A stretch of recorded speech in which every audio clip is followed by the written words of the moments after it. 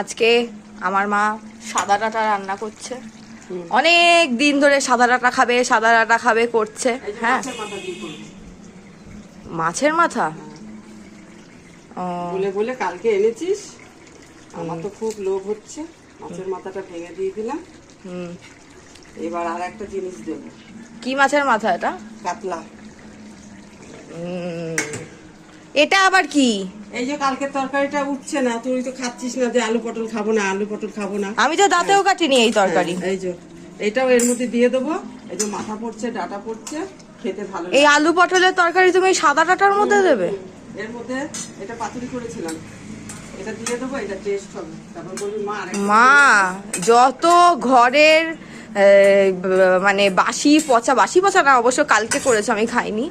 তুমি এই যে কি যেন বলে, একটার মধ্যে আর একটা চালিয়ে দাও, এই স্বভাবটা তোমার গেল না। এই স্বভাবটা তোমার গেল না। মাথা পড়েছে, এটা টেস্ট হবে বেশি।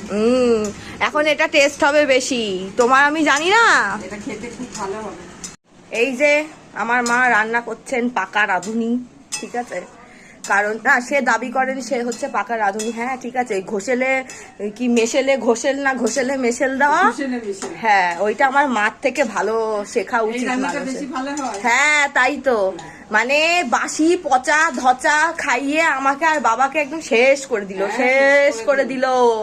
হ্যাঁ, আর ধরো কোনো জিনিস আমি একটু বেশি খাচ্ছি পরিমাণে, হ্যাঁ সেটা খাওয়া ভালো না, শরীরের জন্য খারাপ, এই সেই সেটার দাম বেড়ে যায়, সেটা খারাপ হয়ে যায় সে জিনিস। আর যে জিনিস খাবো না, সেটা যদি লঙ্কাও হয়, লঙ্কা যদি ঝাল ভালো খাওয়া, ক্যালসিয়াম।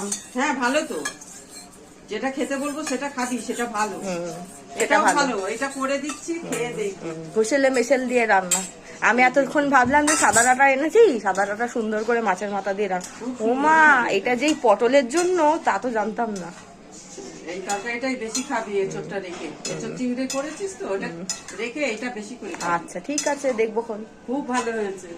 আমিও এঁচোড় চিংড়ি করেছি। বুঝবি কি করে, মুখে দিবি। তোমার মেয়ের হাতের এঁচোড় চিংড়িটা খেয়াবে, সেটাও বলবে, দেখবে কেমন লাগে। স্বাদ কত মানুষ।